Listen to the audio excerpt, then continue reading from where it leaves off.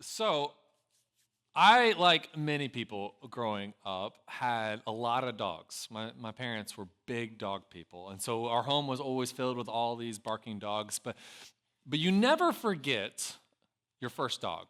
At least most boys don't, because dogs with boys just have a way of inviting young boys to be wild, to be dangerous, to feel like they can go off on big adventures. And that's what our first dog, Shaman, did for me.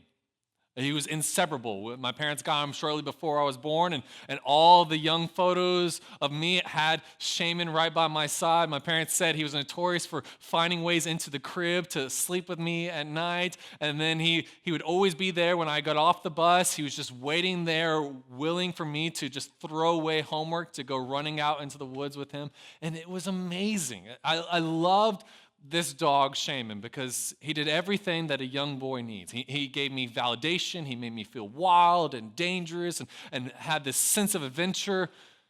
And I loved him. But then one day he wasn't there. He was there one day and then gone the next. And it was the first big loss I'd ever had in my life. Of having to wrestle with, here's someone who has always been there, and now they're not there. And you had this sense of, I had it, whatever it was, and now that it is gone. And now there's trying to figure out life with this sense of loss now. The sense that there's something missing. Everyone kind of goes through this in some ways. That internal sense, or you look at the world and you're like, there's something off here. There's something missing here. All right, what is going on? But let's get more personal. We all have that in our heart. Where we have this sense of, if I can just have this thing over here, then that's going to make me feel whole. Because I feel like I've lost something. And I feel like something's missing. And we try to find this it in all sorts of different things. And sometimes when we know what that it is that we are missing, we can go about seeking it, and that could be some really good things. Like if you're in a relationship and you know that your relationship has lost it, it's good to start pursuing that again, to try to find that again. And that could be really good. But sometimes the way we pursue something is not actually to obtain it, it's to cover up something else.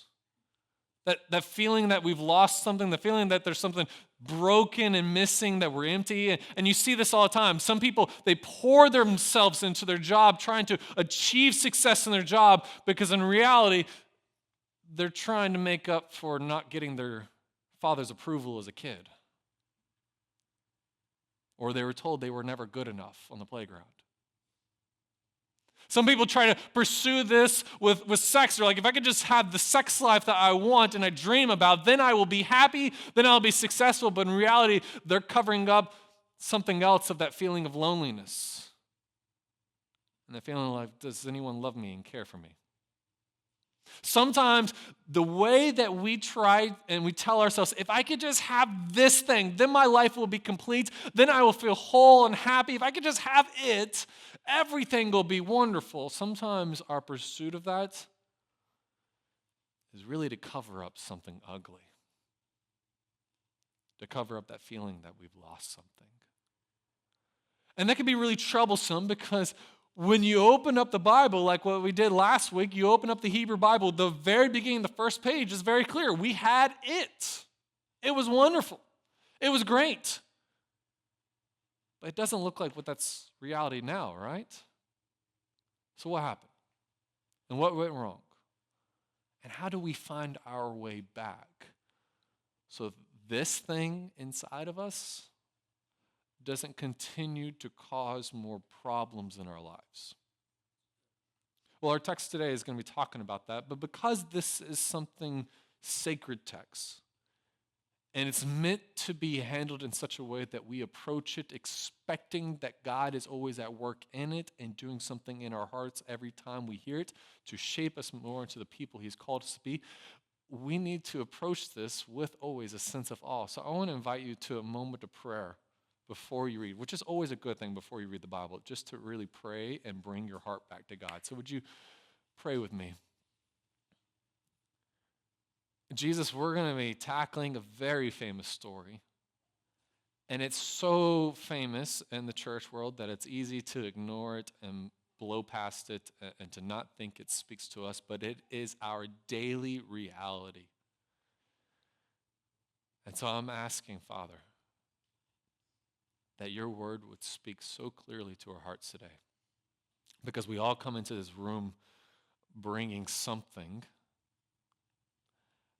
And right now, we just want to give that to you, whatever it is we're carrying, so that the next few moments our hearts are freed up to hear what good news you have to share to us in your word. It's in your name we pray. Amen. So we're in this story of Genesis. We're going to be in Genesis chapter 3. If you have a Bible, I encourage you to turn there. Let me give you a little bit of context of what's going on. So last week we saw the creation story, and we saw a narrative that when God speaks, if creation listens to it, life thrives. And then God spoke us into existence, and he made us in such a way that we are meant to hold the characteristics of God, to show those out into the world. But he also made us with a mindset of partnership. That God wasn't looking for slaves and robots. He was looking for people, a creation that he could go and use as his means of extending out his will and his good into the world. So what happened with the Garden of Eden was like the beginning project with the idea that this was an expansion, that this was going to go across the world. That's wonderful. And this is especially important to remember who are the people first hearing this. Because the audience who are first hearing the book of Genesis, ironically, are the audience that we read of in the book of Exodus. It's really confusing because Genesis comes before Exodus, so in story-wise, it makes more sense. But you have to read it backwards. Super confusing, I know. But the people in the story of Exodus are the people of the ancient Israelites. They've been freed from slavery in Egypt. They're wandering around the wilderness, right? They're following this God who all of a sudden he's like, I've chosen you. I'm going to do great things through you. And they're seeing all these amazing miracles happening around them. And they're hearing this God telling them, hey, I'm going to be your God. You're going to be my people. I'm going to make you a kingdom of priests. I'm going to use you to fix this world. And that's what the books of Exodus, Numbers, Leviticus, Deuteronomy, that's what they're all about. Okay, of how is God can use these people for that.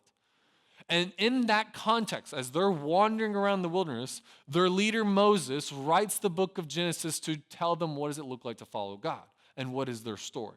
And so remember, we have to read that in. So like last week when we looked at the creation narrative and over again, it says, hey, God speaks and something happens. It's being read by an audience who have just heard God speak and given them the 10 Commandments. And it's kind of like saying, guys, if we listen to this God, here's what he's going to do. Here's now what he's telling us, okay? And so now we come into Genesis chapter 3, and we have to keep the mindset of both the context of the story and of the people, and it shapes how we are going to understand this very famous story of Genesis chapter 3. And it begins like this. Verse 1 of chapter 3 of the book of Genesis begins by saying this. Now the serpent was more crafty than any other beast of the field that Yahweh God had made. All right, so we're introduced to this character. Now, there's a couple of really cool things about Hebrew. The first one is in the Hebrew language, the word serpent that we oftentimes think means like a little garden snake could also be used to translate dragon. I like that mindset better. Like, here's this dragon who shows up on this scene, right? But it has this idea of this word that's oftentimes used as well to describe people, so in a negative way. So this is something that has an intent of uncreation about it. Okay, so it's introduced that this is not a good thing. But it's described as being crafty. And crafty is not a bad word. It's not an evil word.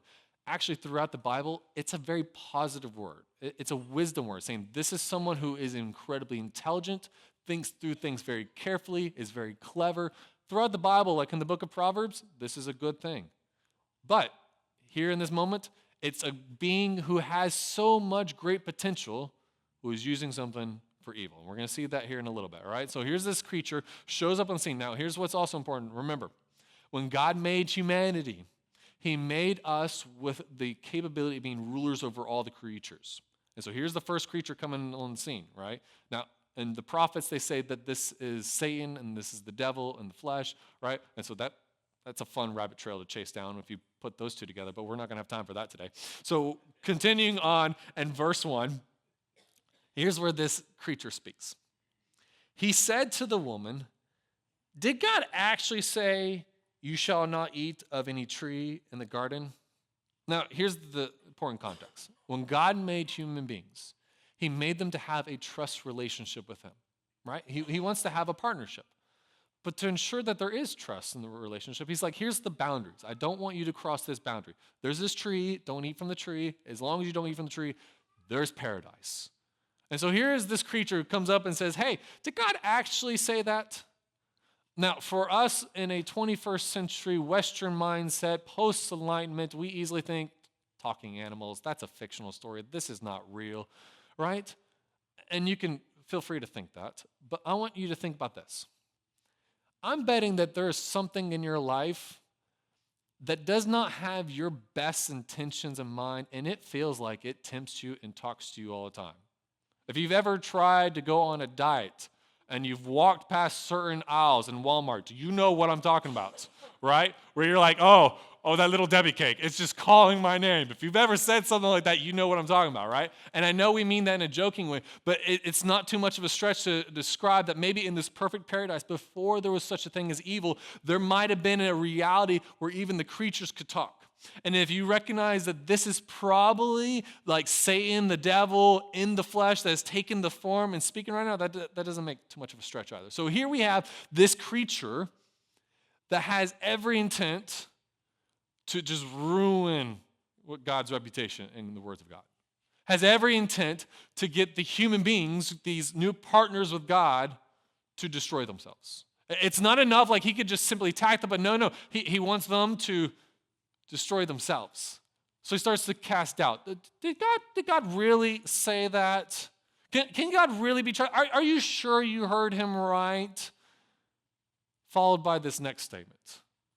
So blatantly against God. Verse 4, where God had told them, hey, don't eat of this tree, otherwise you'll die. Well, here's where this creature says, no. You will not surely die, for God knows that when you eat of it, your eyes will be opened and you will be like God, knowing good and evil. Blatant distrust. It's like, no. You can't trust what that God says. He's old. He's outdated. He needs to get it on the board with the new way of things. This God, he's just keeping things from you. He just doesn't want you to have fun. He can't be trusted. That's the story that's going on right now. Now, here's where this is so cool historically, right? So remember the context, the people who are receiving this for the first time. Ancient Israelites, recently been freed. They have been in the wilderness. They've heard God speak to them audibly. They've been received the Ten Commandments and the law and the tabernacle, and God's told them how much he cares for them and what he wants to do with them. But here's what's interesting about their context. The surrounding nations around them, first off, do not like them. Okay? The surrounding nations around them don't worship Yahweh, God. They all worship a variety of different idols and dark forces and stuff like that. And here's what's fascinating. You look up those other nations at this time, many of their idols and deities and national symbols were of serpents. And so it's almost like Moses is trying to tell his audience, guys, what happened long ago? That's the context we're in. You are surrounded by plenty of things that want you to disbelieve what God has just told you. You are surrounded by many things that are going to try to tell you that either God doesn't exist, or he doesn't care for you, or he doesn't have a clue to what he's doing, or he can't be trusted. And so it's like Moses is trying to tell his audience, it's like, guys, look, these serpents are all around us. So what are you going to do? Well, in this moment, you could probably imagine, if you can go back, you'd be like, Adam, you were given authority over this creature. You should have just told it to shut up. But instead, you listened to it. You started to doubt. You started to question. You're like, is this God? Does he really know what he's doing? Now, you can't blame Adam and Eve for thinking that, because you and I do it all the time. We have a roof over our head. We have food on our table. We have beautiful weather. We have people in our lives who love and care for us, but yet we still think, I don't know if God can be trusted. I don't know if God really has my best interests in mind. I don't know if God really knows what he's doing. So I know God said, don't go over here, but I think it would be better if I went over there. Like, how bad can it be? And that's how we oftentimes live our lives every single day, right? And does it get us anything good in the end? Probably not, right?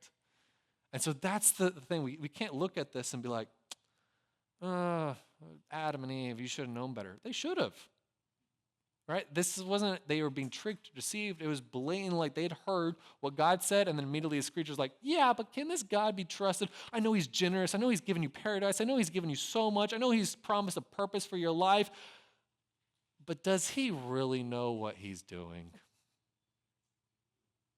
And unfortunately, they're like, you know what? We think you're right. We think this God is keeping something from us. We think this God doesn't care for us. We think this God isn't generous. And so we read these tragic words in verse 6. It says, so when the woman saw that the tree was good for food and that it was a delight to the eyes and that the tree was to be desired to make one wise, she took of its fruit and ate. And she also gave some to her husband who was with her, and he ate. Now, in classic church cultures, this is a story that's normally called the fall.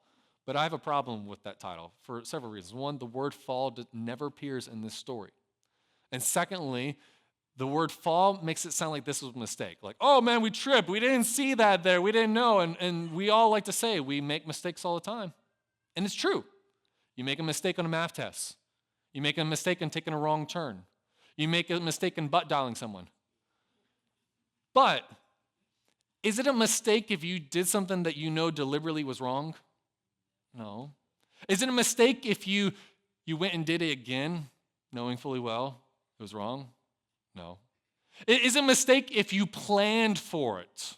You set up everything in perfect place so that you wouldn't get in trouble, and you planned for it knowing fully well it was wrong. Is it a mistake then? No.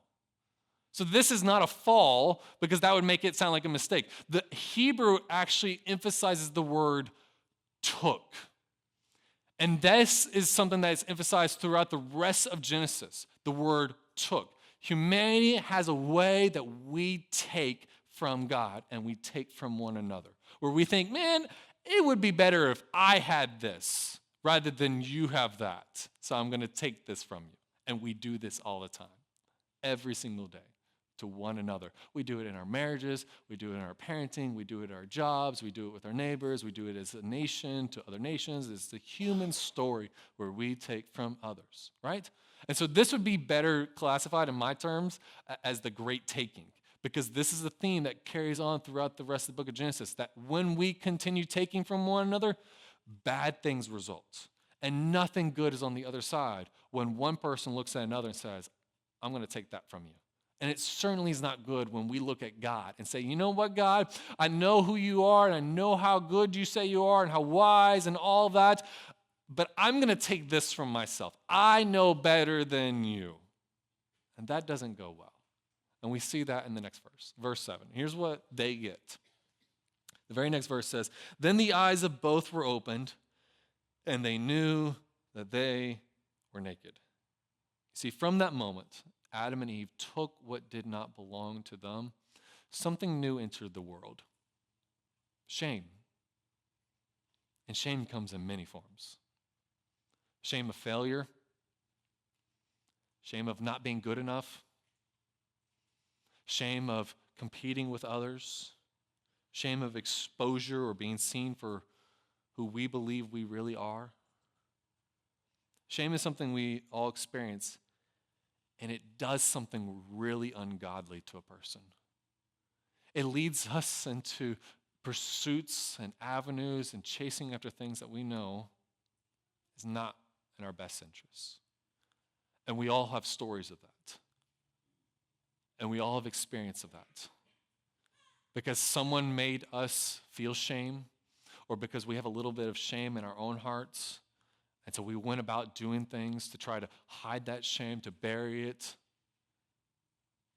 because someone said something we didn't like.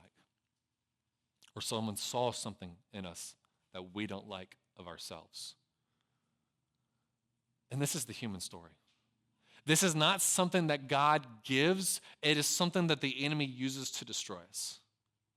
Because in our shame, we are more prone to our own self-destruction. This is how the enemy works. The enemy will get you to feel shame in order to get you to participate in your own destruction. The workings of the enemy was saying, well, man, God has made you wrong. God doesn't know what he's doing. He can't be trusted. Look, God is keeping this from you because he doesn't trust you with it. And in that whisper of lies that they came to believe, they acted upon that. And so shame was spoken to them, and the reward was only more shame as they saw themselves in a new way. And they looked at one another and like, you're different than me. I don't like you. And so there's massive destruction. And we've all played into this. And you have your own history of this. If you're honest and humble. And I'm not saying that to shame you, because I have my own history as well.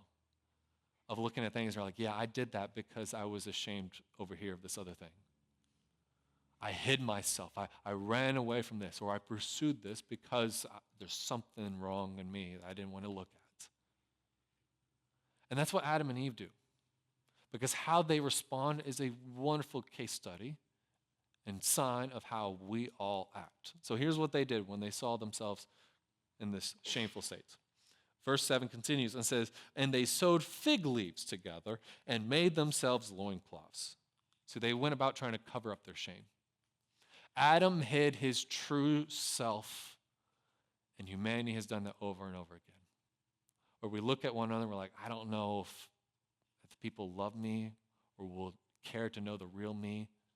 And we can easily come into church the same way, and you're like, oh, if anyone knows what I have done or what I am doing or what I'm going through, then they're just going to turn me away. They're going to say, whoa, we're sorry, you're too messed up, and so you've got to leave. And sometimes we come into church with that.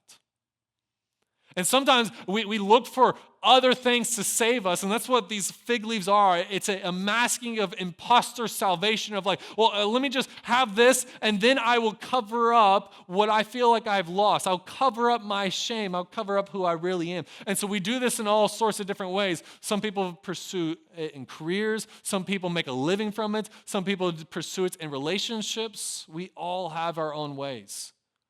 Of when we see, oh man, there's something wrong and broken in my heart, well, let me try to cover it up. Let me find my fig leaves to hide who I really am. Rather than to allow something to be exposed, to find healing, no, let me cover it up. It's like the analogy of scars and wounds, right? I love this analogy. No one likes scars because they tell stories of something happened and here's where I got hurt. But scars tell a story of healing. But that healing means that you had to go to someone and say, I'm wounded here. Can you please take care of this? But our normal way is like, well, if I was stabbed in the side, let me just cover my shirt over and I'll never mention it. You know what happens to that wound? It festers. It bleeds. It leads into further problems. We don't like scars because they tell we have a story. But that story is oftentimes of healing.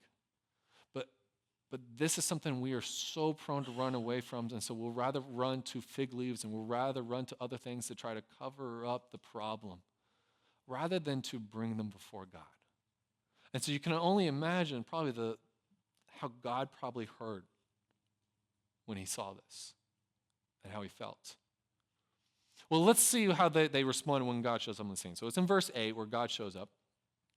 And it says, and they heard the sound of Yahweh God walking in the garden in the cool of the day, and the man and the woman hid themselves from the presence of Yahweh God among the trees of the garden. Now, it used to be probably when Adam and Eve, they heard God walk in the garden, they're probably like, Daddy's home, and they came running out like toddlers, excited to see him. But now in this moment, they're hiding. And gosh, how often are we doing the exact same?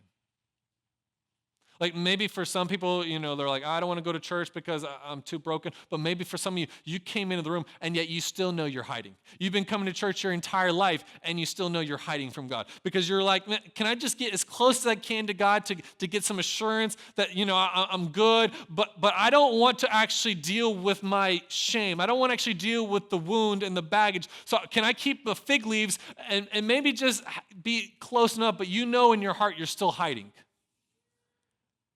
Ever been there? I know I have. This is our nature. Where we're like, man, I've got to hide from this God. Rather than run to the one who might be able to solve our problems, we're more likely to say, like, I need to stay away from him. Notice what God says in this moment. Verse 9. But Yahweh God called to the man and said to him, where are you? Now, did God, the creator, the omniscient one, the one who knows everything, suddenly not know where Adam and Eve were? Like, was their fig leaves that good of camouflage? Or is God colorblind and, could see? No, that's not the story here. It's not a question of God's like, well, I've kind of misplaced my humans. I don't know where they're at. Like, that's not the story. The story is, it's a question that's being asked of Adam. Adam, do you know where you're at right now? You seem lost right now. Do you know where you're at? Isn't that a scary question for someone to ask you? Where are you at these days? Where's your heart at? See, this wasn't a question of God trying to find them because he lost them.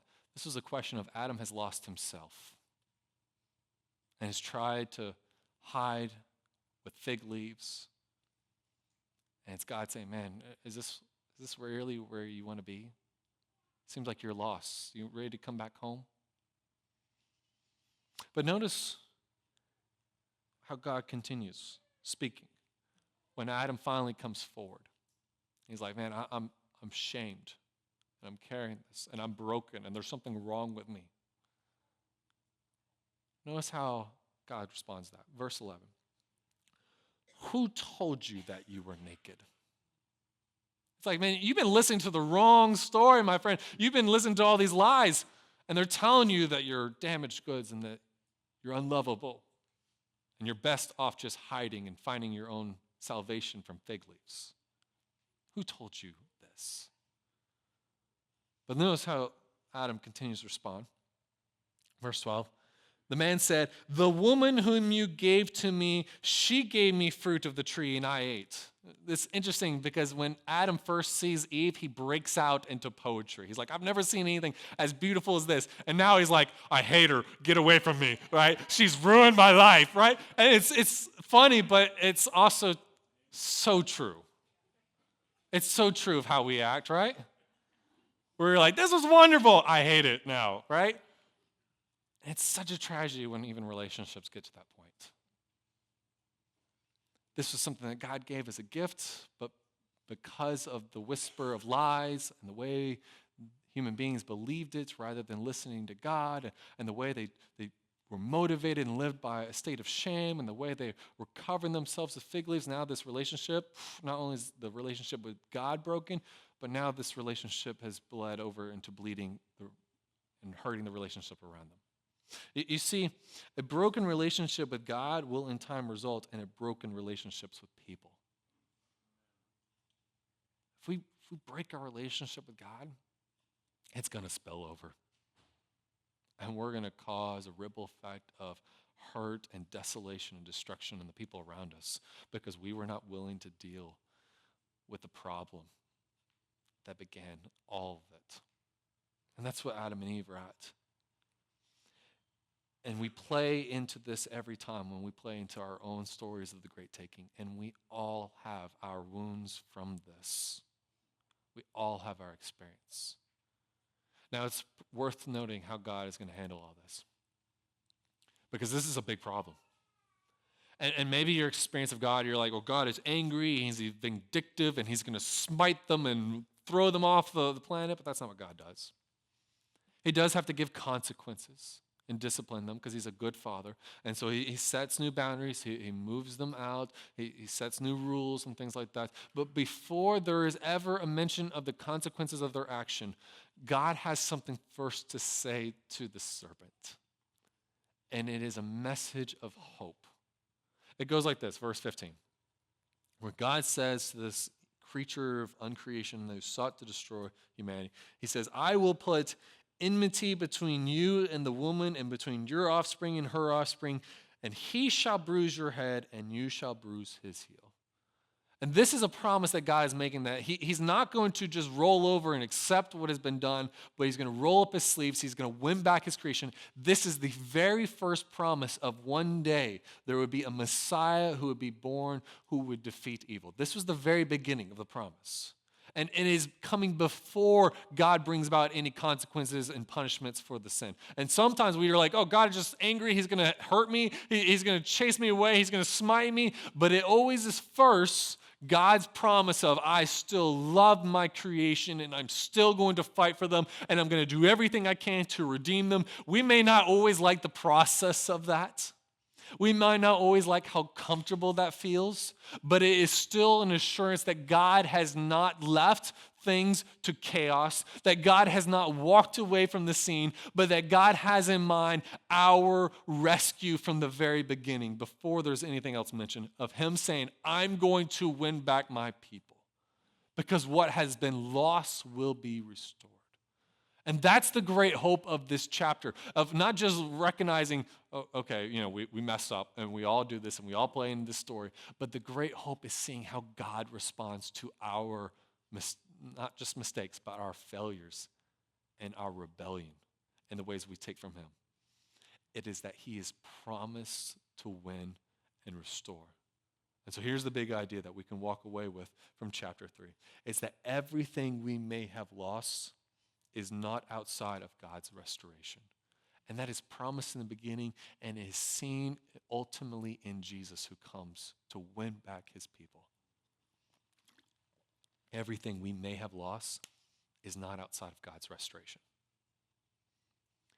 There's a story I read in this book. I'm going to read it for you. In the book, Surfing for God, author Michael Kuzik opens up his book telling this Jewish parable between a rabbi and a disciple, and a story of an encounter they had with each other. It goes like this. A rabbi and his young disciple sat side by side under the shade of a large oak tree.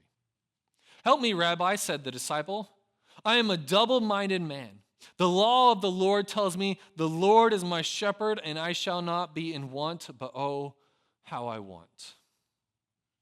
And the rabbi's face revealed a trace of a smile, but he remained silent. And Rabbi, said the younger man, the law of the Lord tells me that my soul finds rest in God alone, but oh, how my soul finds rest in everything else. The rabbi's face revealed the same trace of a smile, but still he remained silent. And Rabbi, said the student, the man after God's own heart told us to ask and seek after only one thing, to gaze upon the beauty of the Lord and seek him in his temple. But my heart seeks after so many things. And the student lowered his voice to a whisper.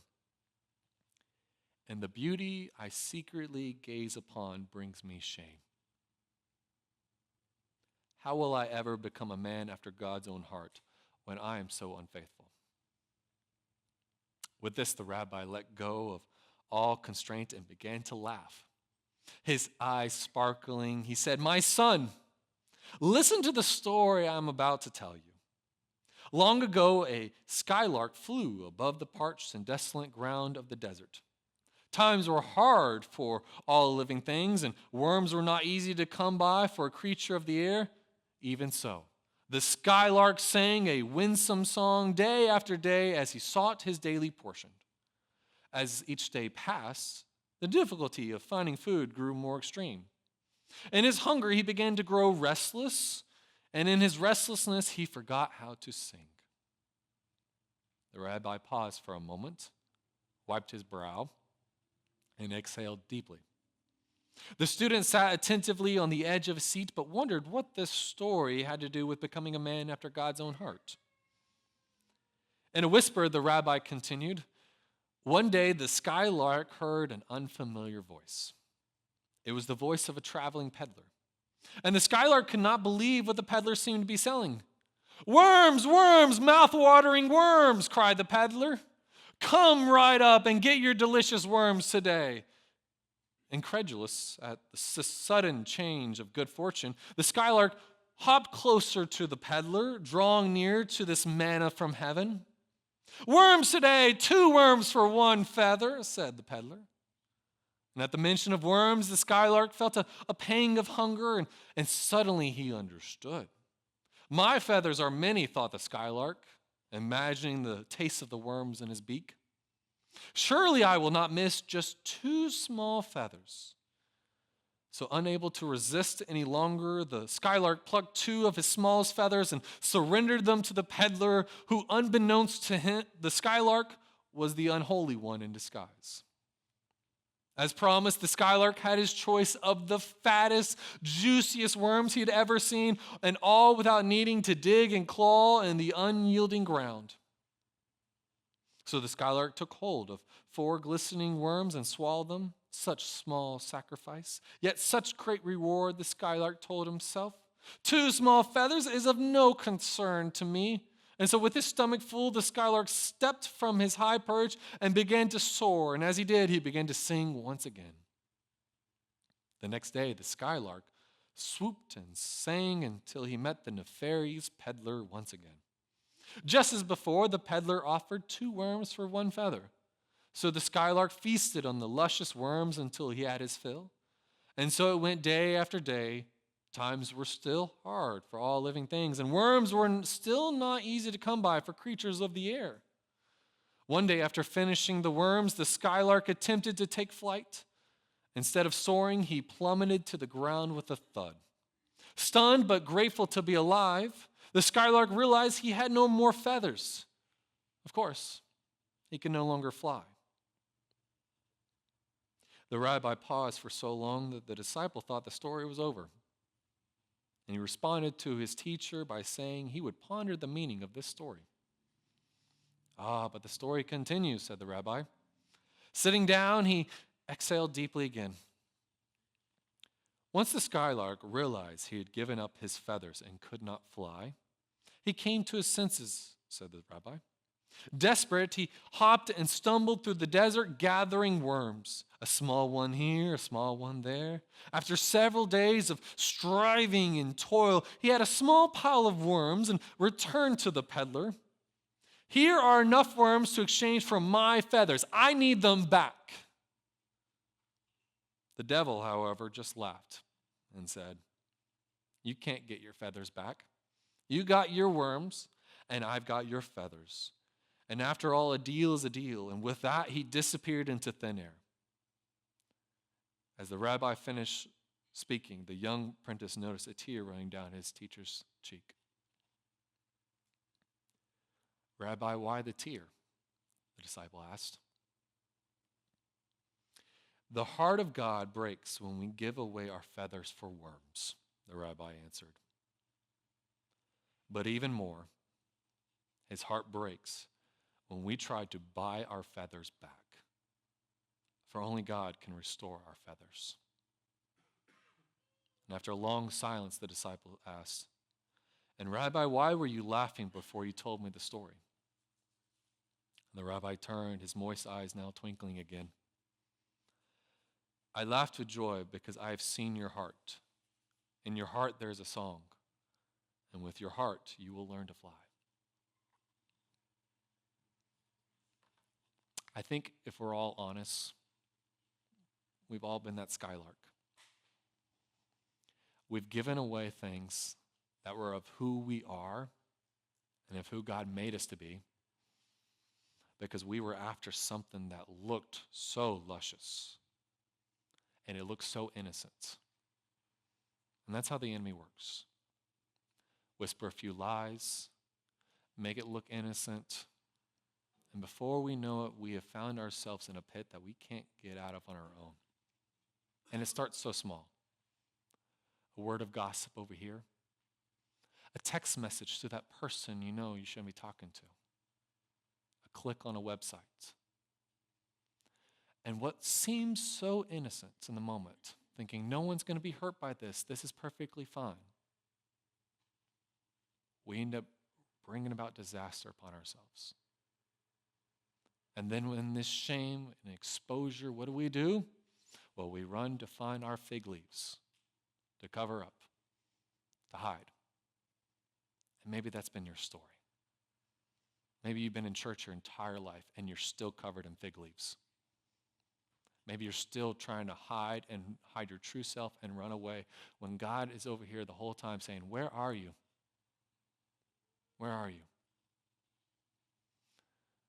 Because it's so easy for all of us to walk this road of, I am lost.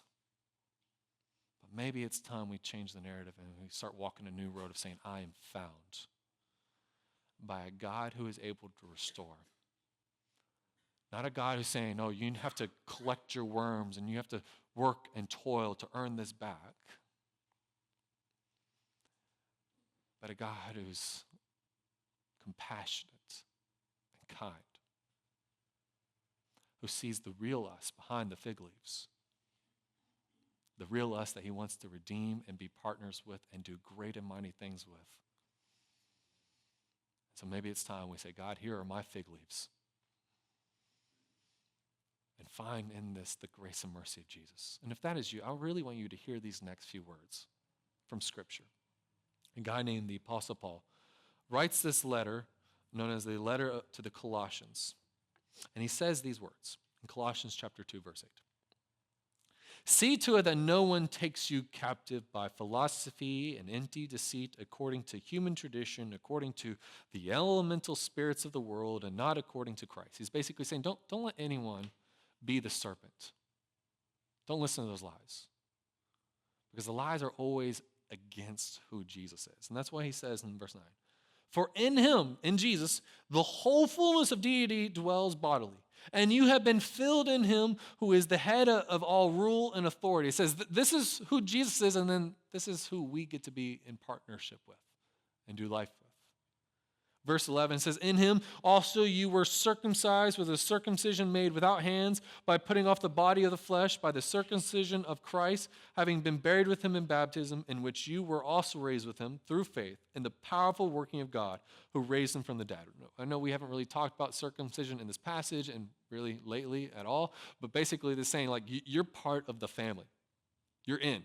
Don't let people look at you and be like, this God, he can't be trusted, right? All he's done for you? No, he's not worth listening to, right? Don't be like that. Instead, recognize this. Because you, verse 13, and you who were dead in your trespasses and the uncircumcision of your flesh, God made alive together with him, having forgiven us all of our trespasses, all the ways that we were listening to the lies, all the ways that we were motivated by shame, all the ways that we have hurt others because of us not dealing with our shame, all the ways that we tried to cover up and hide from God and run to fig leaves, all of that, like these are all been forgiven in Jesus. Made us alive together with him, having forgiven us of all our trespasses by canceling the record of debt that stood against us with its legal demands. And here's how he did this. This he set aside, nailing it to the cross. This was God's means of restoration, of allowing himself in Jesus to be broken so that the broken people who hide behind fig leaves might find a God of restoration with welcoming arms for them. That's the joy we get to have, of knowing that the God who we've taken so much from is still gracious and still merciful and still chasing after our hearts. And all the ways we've lost so much in our life, he is the God of restoration. And he's the God who's always at work. So maybe we should listen to him. And maybe we should talk to him as well about this. And so I'm going to invite you now to bow your heads, and I'm going to be quiet for a moment because maybe you need to get real with God for a second. Maybe you recognize you've got your own fig leaves and your own ways of running and hiding right now. And maybe you just need to have a moment to come back to God and say, God, I'm bringing this back to you, and I'm sorry. Man,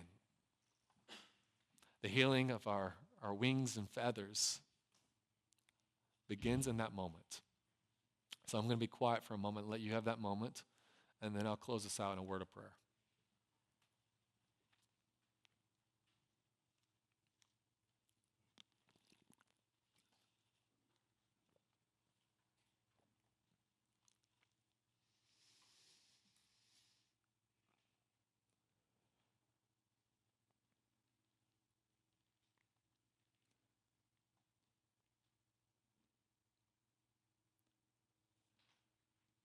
Jesus, I will be the first to admit that I have an ugly history of listening to lies and believing them and acting upon them. And I have an ugly history of when I see what I've become and I see my shame, that I don't want to deal with it. I don't want to bring it to you. So instead, I try to cover myself up with fig leaves and these imposter salvation tracks. And I just try to chase after all these other things rather than see you and come to you. God, I know my heart is so prone to hiding from you and running away. And is so prone to turning on others and hurting them and blaming them for the things I've done that are wrong. This is not just my story, this is our story. We've all played into this. And it surely breaks your heart to see. And yet, to think about that, it is a moment of awe to realize that in your own grieving, you still promise redemption. And you still promise rescue. And you still offer grace and mercy. And you still extend a hand out to us, and you still call to us asking, where are we? And are we willing to come back home? And Father, I pray for those in this room who maybe they have a similar story, but they've not come back home to you. And they're hiding, they're chasing after other things, they're listening to lies, they're ruining the lives of their own life and the life of those around them because of these things, but they will not stop and come back to you. I'm praying for them right now, Father, that your Holy Spirit would just convict their hearts and bring them back to you. I'm praying that we might come out of this time saying, man, how great you are, that you are the God who builds gardens out of grave sites, that you are the God who brings about restoration. And so I'm asking that you might work a mighty work of redemption and restoration in our hearts today, so that our lips may be open now to sing of how good you are. It is in your name I pray.